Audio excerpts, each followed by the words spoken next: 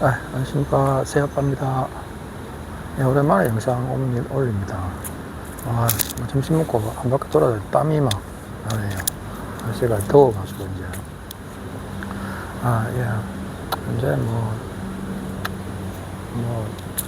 마음도 많이 정리되고 해가지고, 계속 하드월렛 해킹 관련해서, 이제 한탄하고 이러면 저한테도 또 안 좋고 해서, 영상을 잘 업로드를 안 했어요.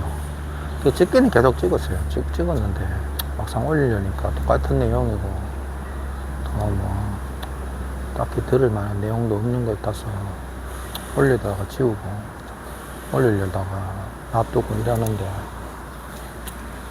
일주일에 한두 번씩은 그래도 업로드를 하려고요.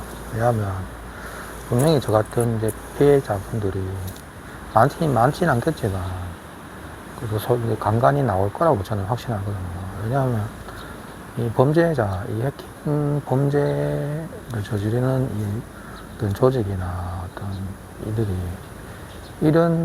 이렇게 쉽게 돈 버는 방법을 알았기 때문에, 알았을 뿐만 아니고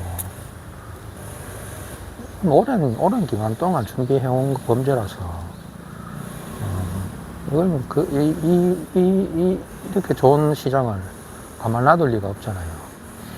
이렇게 간단하게 이렇게 남의 자산을 편취할 수 있는 방법이 있는데 이걸 가만히 놔두겠어요. 전에도 말씀드렸지만 이 범죄가 계획된 거는 엄청나게 오래된 거예요. 그러니까 제가 올해 2월 9일날 해킹 당했을 때 저하고 같은 하드월렛을 쓰고 공식 홈페이지에서 구매했던 한 분이 저하고 똑같은 주소로 해킹 당했는데, 그분은 벌써 5년, 6년 전에 그 하드월렛을 구매를 했거든. 그러니까 그걸 미루어 짐작해도 5, 6년 전에 구입했는 하드월렛 레저하고 내가 불과 2년 전에 구매했는 레저하고 또 형식이 틀려요. 그분은 S고 나는 X인데 그게 똑같은 주소로 해킹돼가 입금이 됐거든요. 그렇다면 이 범죄가 오래전부터 계획된 거라고 볼 수 있잖아요.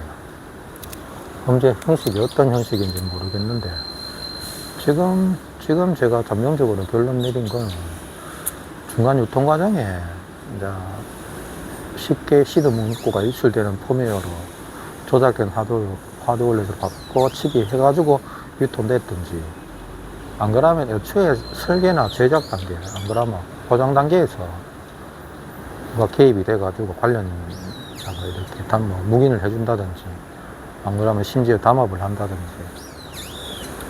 가담을 했을 확률도 있다고 저는 보거든요. 그래서 근데 문제는 피해자가 소수니까, 소수고 또 범죄가 일어나는 그 기간이 따문따문이에요. 1년 정도, 1년, 2년 틈을 두고 이렇게 사고들이 일어나니까 이제 사람들이 크게 인지를 못하는 거죠. 근데 올해는 2월 9일 날 한꺼번에 솔직히 좀 많았어요. 제가 확인한 것만 해도 거의 8분 정도가 됐었으니까, 올해 2월 9일 날 좀 오버하지 않았나. 범죄자들이 좀 오버해서 한 것 같다는 생각도 들고, 또 이게 전 세계적으로 또 어떤지 모르겠어요.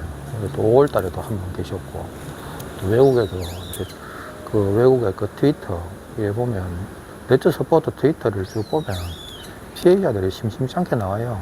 근데 그게 전에도 말씀드렸지만, 그 피해자분들이 시드 문구가 유출돼가지고 해킹을 당했다고 피해를 안 당하신 분들은 그렇게 생각을 하시잖아요. 그러니까 피해를 당한 사람 입장에서는 내가 그 시드 문구를 유출이 안 됐다는 사실을 증명하기가 거의 불가능해요. 무슨 말이냐면 그게 약점이라니까. 피해자분들의 약점이라니까. 그러면 내가 시드 문구를 받아줬고 나서 그 시드 문구가 유출되지 않았다는 것을 365일, 1년, 2년 내에 CCTV로 촬영을 하든지 해야 되는데, 그게 가능하지 않잖아요. 그런 약점을 버린 거죠. 해커들도, 범죄자들도. 매번 똑같은 이야기 계속 반복하는데, 그냥 한 번씩 이렇게 정리해야된다는 의미에서 이야기를 드립니다. 그래가지고 오늘도 해킹방에 이제 또 새로운 분도 오시고 이래가지고 그 막 물어보시더라고. 그래가지고 제 영상을 안 보셨을 거예요. 영상을 안 보셨으니까 똑같은 질문을 이렇게 하시는데 저는 이해가요. 그러니까 해가 원래 지금 산지 얼마 안 된 분인데 다들 안전하다고 이야기하는데 왜 이런 이야기를 자꾸 하는지 의심이 들겠죠. 근데 피해 당하신 분들 입장 이야기 들어보면 진짜 황당해요. 저하고 똑같이 주소로 해킹당했던 그분도 5, 6년 동안 잘 썼다니까요. 잘 쓰다가. 그러니까 외부적인 물리적 지갑으로 이렇게 승인을 해주지 않으면 절대 해킹이 안 된다는 말만 철석같이 믿고 하드월렛에다가 계속 모아 나가셨던 분인데, 열어보지도 않고 열어보지도 않고 있다가 몇 개월 만에 열어보니까 자산이 다 털리신 거거든요. 그러니까 레저 쓰시는 분들 중에 시드 문구를 진짜 유출당해가지고 해킹당하신 분도 있을 거예요. 있는데 거의 대부분은 진짜 이거 시드 문구 잘 지키거든요. 내 목숨줄인데 이거를 쉽게 뭐 하다못해 가족들한테라도 쉽게 하게 하겠어요. 근데 제 3자가 보기에는 이제 하드월렛을 잘 쓰고 계신 분들 눈에는 이제 그렇지 않은 사례들만 자꾸 보이겠지. 얼마든지 시드 문구가 유출될 수 있는 확률을. 그게 뭐냐면 하드월렛은 시드 문구만 유출되지 않으면 100% 안전하다는 신념이거든. 본인의 신념이거든. 근데 그게 아니잖아요. 그게 아니라는 그 사실이 지금 드러나잖아요.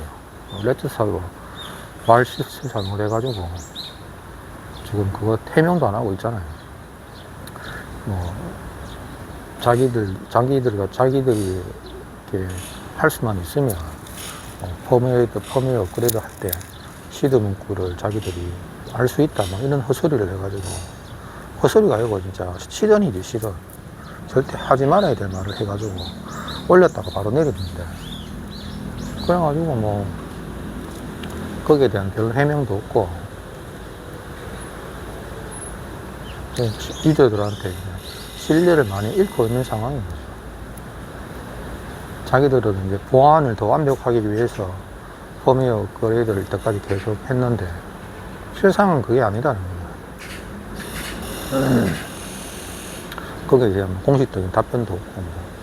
지금 내가 레드사에다가 계속 이메일 보내고 사고 접수하고 하고 나서 답변 않는 거 하고 행동 패턴이 똑같아요. 하기를 했다가 나중에는 뭐 동문서답이라니까. 그리고는 뭐 입 닫고 가만히 있는 거예요. 그게 다거든요. 그래서 이런 똑같은 이야기라서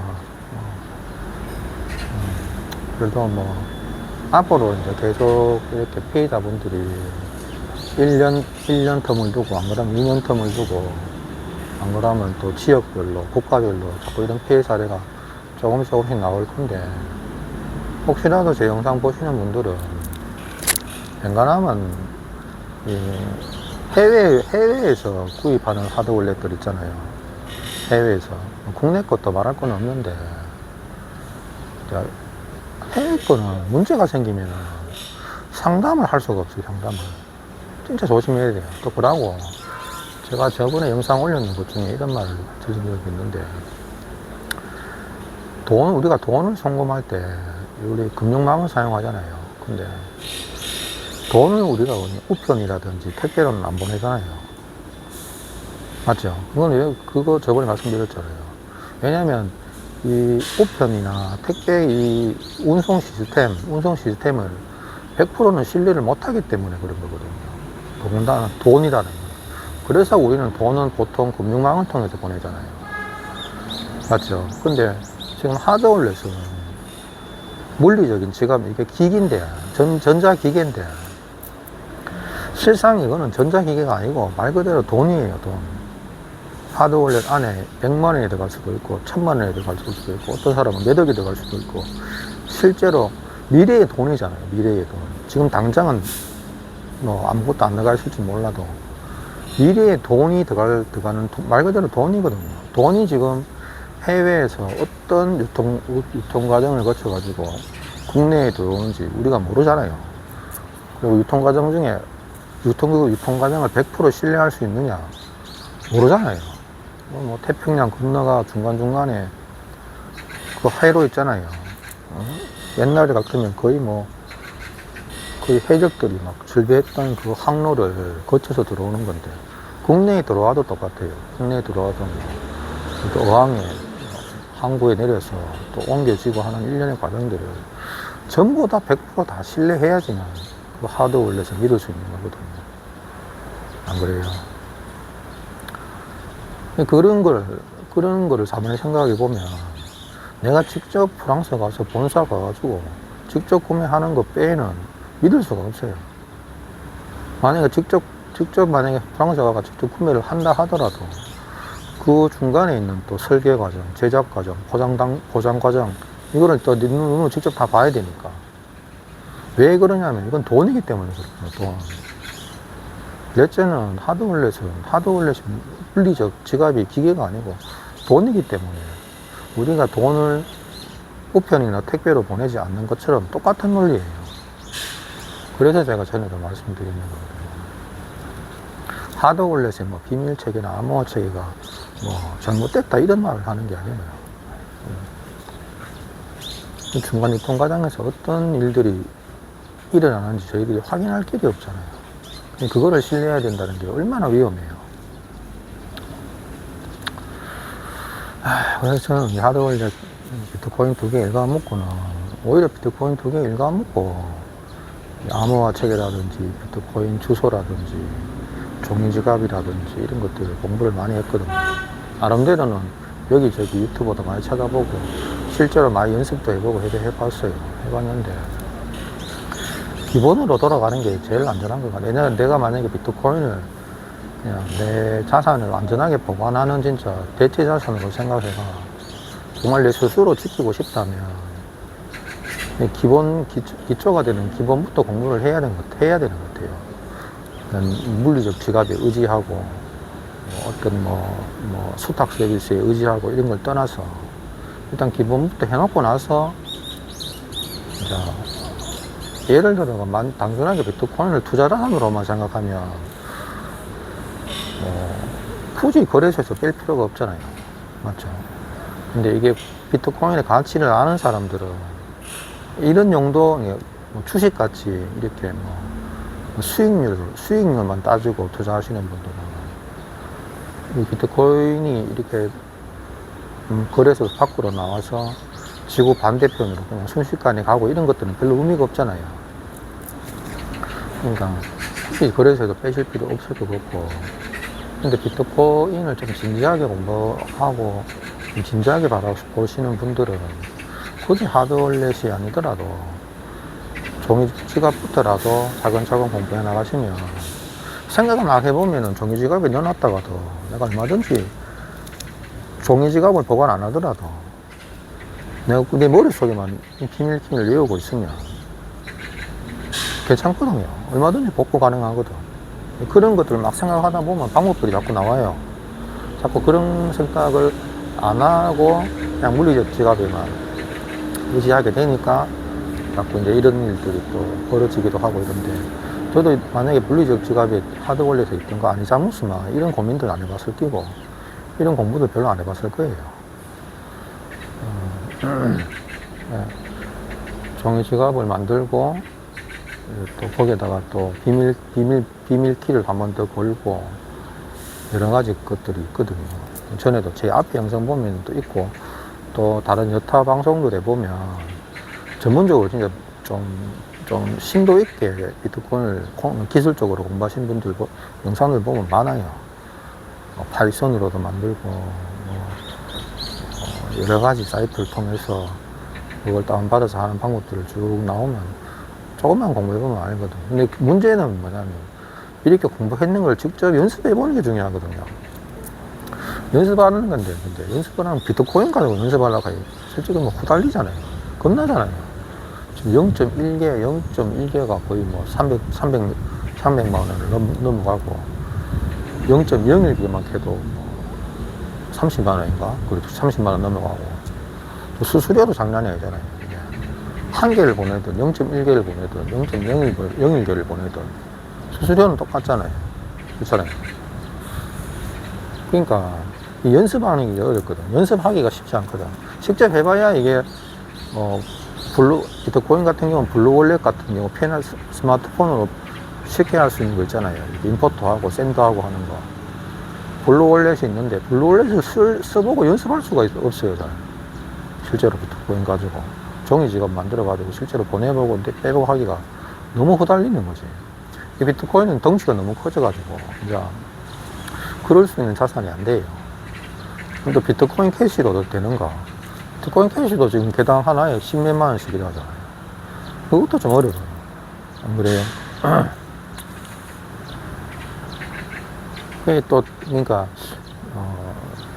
오태민 작가님 아시는 분들 계시죠? 저도 오태민 작가님 지혜적법 할 때부터 계속 쭉 영상 봐왔는데, 요즘 사와가지고 뭐 강의한다고 바쁘잖아요. 책도 발간하고, 책도 출간 계속하고, 그리고 책도 계속 사와보고 있는데, 그분이 또 사업을 좀 하시잖아요. 사업을 하시잖아요. 그래서, GNC 프로젝트라는 거를 하시잖아요. 행사도 하시고, 무료 배포도 하시잖아요. 제가 그때 메타버스와 돈의 미래인가 처음 출간했을 때 그 책을 지혜의 족보하고 비트코인을 강했다 좀 읽어보다가 메타버스의 돈의 미래를 출간하셨길래 그때 애들하고 책이 그렇게 안 두껍고 이래가지고 애들하고도 같이 한번 읽어보면 좋겠다, 미래를 준비하는데 좋겠다 싶어가지고 샀는데 그 안에 연습용 챕터 키가 들었더라고. 그래가지고 비트코인하고 똑같은 암호화 체계에 똑같은 메인넷을 쓰고 네트워크를 쓰고 비트코인 주소하고 똑같은 주소로도 입금 가능하고 출금 가능하고 이런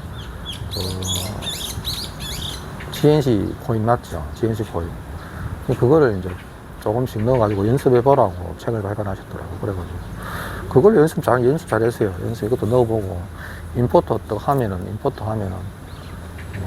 주소가 여러 가지 주소가 있잖아요. 레거시 주소도 있고 세그웨이 주소 있고 또 압축 주소도 있고 이래요. 그러니까 레거시 주소인데 세그웨이 주소로 임포트하면 또 임포트가 안 되고 이랬거든요. 예, 이걸 잘 보셔야 돼요. 그러니까 직접 내가 막 해보니까 이런 문제들이 있다는 걸 알고 또 그런 방법들을 찾아가고 해봐야 알거든. 해봐야지 이걸 직접 느끼니까 후달리지가 않는다는 거예요. 나중에 진짜로 비트코인을 할 때는 자신감이 붙어가지고 딱 할 수 있잖아요. 연습하기 진짜 좋더라고. 예. 조금이라도 담은 몇 개라도 이렇게 구해가지고 스쿼드 거래하고 송금하고 수신하고 그러면 수수료가 나가거든요. 지금 가격대가 거의 없으니까 좀 구하실 수 있으면 조금 구하셔가지고 비트코인 연습한다 생각하시고 그거는 블루월렛으로 안 되고 GNC 그러니까 굿노드 체인이라는 웹이 따로 또 있어요. 그걸로 직접 까셔가지고 한번 연습해보면 블루월렛하고 거의 똑같아요. 거의 100% 똑같은데 블루월렛은 이제 내 지갑을 새로 추가할 때는 12자리 시드문구가 나오거든요. 근데 GNC 굿노드 체인 웹은 아직까지 그 기능은 없어요. 아직까지는 그걸 보완해야 되는 상황인 것 같아요. 연습해보고 막 생각을 해보잖아요. 이거 이래 해볼까 저래 해볼까 이런 생각을 해보는데 저도 처음에 이제 해가지고 0.1개인가를 GNC 0.1개인가를 예를 들어가 이제 빗썸 주소에다가 딱 넣어봤지. 그러니까 예를 들어 내 생각을 이래 한 거죠. 그러니까 똑같은 주소 체계로 되어 있으니까 혹시라도 GNC 0.1개가 비트코인 0.1개로 인식하지 않을까?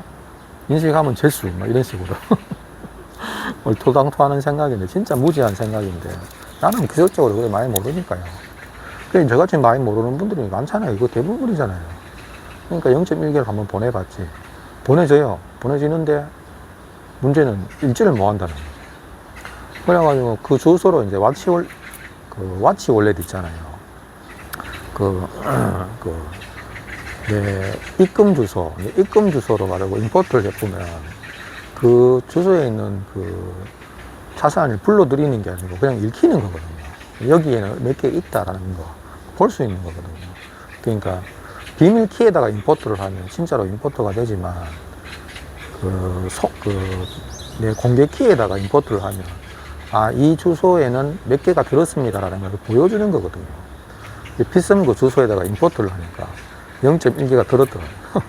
읽히긴 읽히더라고요. 읽히긴 읽히는데, 내가 빼지는 뭐하지? 뺄라고 하면 뭐 내가 뭐 피썸에 찾아가가지고 이 주소의 비밀키 보고 막 물어보고 해야 되는데, 쉽지 않잖아요. 하여튼 간에 연습하기에는 정말 좋은 것도, 다른 코인으로는 비트코인 그 주소 체계를 연습할 수 없거든요. 이데리움 같은 경우는 잘 모르겠다. 어떨지 모르겠는데. 하여튼 그래서, 이게 여러 가지 실제로 막 이래 해보고 이러면, 처음에 왜 제가 비트코인 느리다 하고 익하는 거 있잖아요. 그 저는 알거든. 왜냐면 거래소에서 거래소로 옮긴다든지 뭐 이럴 때, 예를 들어서 옛날에 바이낸스로 옮기고 이러면 시간이 엄청 걸려요. 아, 비트코인이 느려서 그런가. 다른 코인은 또 좀 빠른가 하면 다른 코인도 거의 비슷해요. 뭐 좀 빠르면 좀 빠른 것 같기도 하고. 근데 나중에 곰곰이 생각해보니까 거래소 옮기는 거는 빠를 수가 없겠더라고요. 보니까. 우리가 비썸이나 업비트에서 이렇게 비트코인을 사고 팔고 할 때 실물 비트코인이 지금 팔렸다가 샀다가 이런 게 아니거든요. 그냥 숫자예요, 숫자. 그냥 비트코인 수량을 나타내는 숫자예요. 프로그램상으로 샀다 팔았다 이런 거거든요. 숫자로만. 근데 이게 실제로 이 비트코인을 내가 밖으로 뺀다고 했을 때는 그 업비트나 비썸에서 인증 절차들이 있겠지. 아, 이 고객이 실제로 있는 비트코인을 밖으로 빼려고 하니까 인증을 거치고 승인을 거치겠죠. 실제로 비트코인은 뭐 옮겨지는데 시간이 많이 안 걸려요. 바로 이렇게 1초, 2초 만에 바로 전송이 바로 돼요. 내가 그 생각을 나는 못 해봤거든. 근데 곰곰이 생각해보니까 그렇더라고. 주식도 그렇잖아요. 주식도 우리가 뭐 증권 사이트에서 이렇게 증권 앱에서 이렇게 사고 팔고 하면 실제로 그 증권이 팔리고 뭐 이런 게 아니잖아요. 그냥 웹상에서 그 프로그램상에서 샀다 팔았다라는 어떤 그 신호만 신호만 주고받고 하는 거잖아요. 나중에 그거 실제로 현금화 할 때 이제 그거를 이제 증권사에서 팔아서 매도를 해서 이제 만일 현금화 할 때 팔았을 때 현금을 내가 하고 그 담보물인 증권은 나중에 정리가 정산이 되겠죠. 그렇게 생각하는 비트코인도 이 가상화폐 거래소도 똑같더라는 거예요. 그러니까 가상화폐에서 거래소에서 거래소로 옮길 때는 비트코인 속도가 느려서 그런 게 아니고 보내는 거래소와 받는 거래소 간에 상호 승인장용이 서로 승인해주고 받고 이게 이런 절차들이 있기 때문에 느린 거지. 비트코인 네트워크가 느려서 그런 게 아니라는 거를 실제로 해보면 느껴요. 비행식 폰으로 연습하고 해보면 바로 느껴요. 하여튼 오늘 오랜만에 영상 올리니까 이것저것 할 말이 좀 있네요. 일단 오늘도 해킹 관련해서 단톡방에도 여러 가지 질문도 하시고 하길래 영상 한번 올려야겠다라는 생각도 들고 해서 영상 오랜만에 한번 올려봅니다.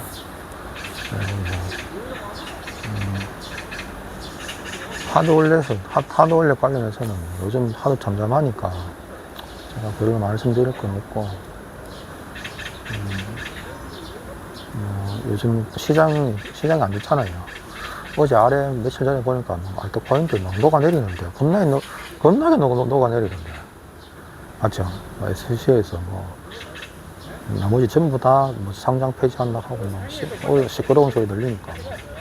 하루 만에 10몇 프로씩 메이저 코인이라 하는 것들이 15%, 20%씩 떨어지고 있거든요. 그냥 그래도 저는 올해 들었을 때, 올해 어떤 코인 유튜버는 미니 불장도 이야기하고 이라던데, 그렇게 저는 안 봤어요. 그냥 올해는 생각보다는 만만치 않은 장이 될 거다라는 생각을 했었어요.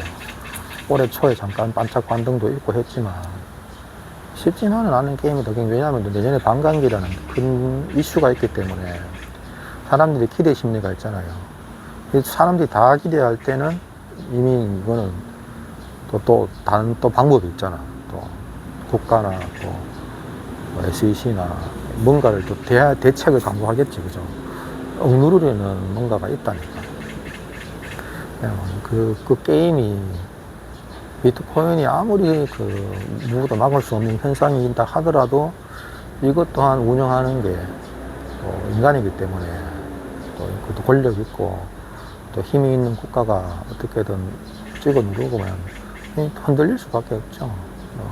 거기에 관련된 여러 각종 단체나 기관이나 언론들이나 또 동조를 하고 이렇게 하게 되면 일반 개인들은 못 견뎌요. 이거 생각만큼 그렇게 쉽게 만만하게 막 상승하고 이러지는 않을 것 같아요.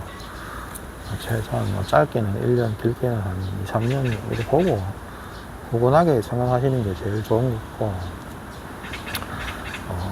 큰 돈 지금 넣으시고 손실 구간이라고 하시면 뭐 짧게 뭐 그냥 5년, 10년 맥락으로 끊어가는 게 제일 나은 것 같아요.